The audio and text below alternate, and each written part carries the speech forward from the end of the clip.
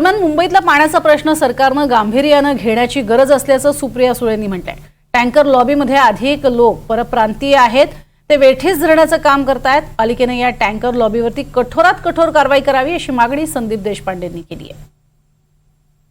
पाण्याचा प्रश्न, उन्हाळा याचं प्लॅनिंग हे नेहमी आधी केलं जातं आणि मुंबईकर असतील किंवा महाराष्ट्रात अनेक भागामध्ये टँकर सुरू झालेले आहेत आणि हे चिंतेचा विषय आहे। कारण आणि सरकारने तो अतिशय गांभीर्याने घेणं गरजेचं आहे आणि ह्याचं नियोजन प्रत्येक जिल्ह्याला पाण्याची नियोजनाची मीटिंग होते, तर त्या नियोजनाच्या मीटिंगचं काय झालं, कधी घेतली, ह्याचा अहवाल हा मी स्वतः सरकारकडे पत्र लिहून मागवणार आहे। कारण का नक्की कोण बघतं, जवळपास 3 वर्ष झाली पंचायत राजचं एक इलेक्शन झालेलं नाही आहे, त्याच्यामुळे सर्वसामान्य जनतेने जायचं कुठे आणि गेलं तरी न्याय मिळणार आहे का, हा एक मोठा प्रश्न आणि दुर्दैव आहे की आज महाराष्ट्रामध्ये एवढी मोठं मॅन्डेट या सरकारला मिळालं असलं तरी अपेक्षित असं यश किंवा कामं किंवा त्याचा वेग हा गेल्या 100 दिवसात मला तरी।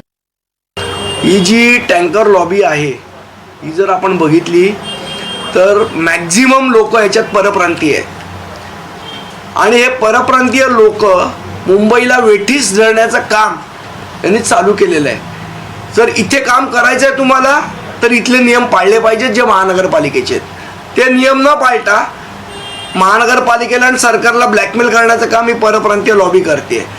आमची मागणी आहे कठोरात कठोर कारवाई या टँकर लॉबीवर झाली पाहिजे आणि लोकांना पाणी पुरवठा सुरळीत झाला पाहिजे, ही आमची मागणी आहे।